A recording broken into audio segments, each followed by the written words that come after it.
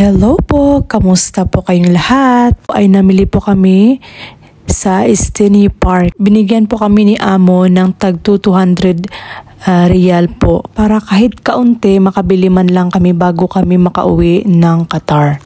Abay sus, tingnan nyo nga yung mukha ko. Oily face, na haggard face, hindi mo maintindihan. Sa kakaikot-ikot yan sa shop ng LC Waikiki kakahanap ng pwedeng mabili na medyo mura. Pero wala talagang mura dahil. 200 Qatar Rial is the equivalent to 2,000 Turkish lira dito sa Turkey. Actually, ilang piraso lang talaga yung mabibili mo ng 200 real dito. Si ultimo pantalo nasa 600-700 Turkish lira. At dahil nga medyo napasarap tayo ng pamimili, abay Diyos mio marimar.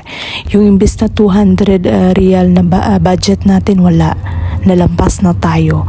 Diyos ko mio, napagastos patuloy. Nagtaksi lang pala ako pauwi ng Maslak kasi nga nauna nang umuwi sila ni Madam. Nahuli kasi ako matapos na mamili. Kaya nag-message na si Madam na mag-taxi na lang ako. Gamitin ko na yung card pambayad ng taxi. 15 to 20 minutes nga yung biyahe galing sa Estini Park kaya hindi rin talaga dumating na rin ako dito. Dito nga ako bumaba sa Askana Mante malapit sa aming building apartment. Pero hindi natin pinalagpas ang picture-picture tsaka video-video dito sa elevator. Siyempre pagdating ko, inirampa agad namin yung aming mga damit na nabili. Video dito, posing doon. Ganyan kami kasaya kasi syempre libre. Inifit ko nga yung pating short na binili ko na para sa aking asawa.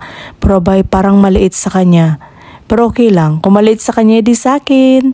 Ba, feel ko pa yung ikot-ikot. Oh, ikot dito, ikot doon, post dito, post doon. Char! At abay habang nagmo-model ako dito sa harap ng kamera, ito nga yung alaga namin, ayaw din pahuli. Gusto rin mag-model dito sa harap ng kamera. Abay, ayaw din magpahuli. Alam mo nga, kinuha ko siya sa harap pero bumalik din talaga.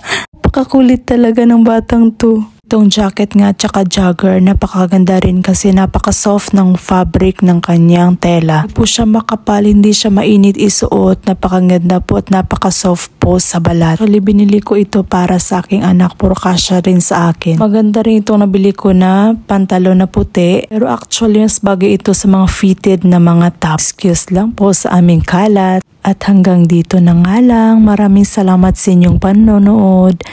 God bless and keep safe.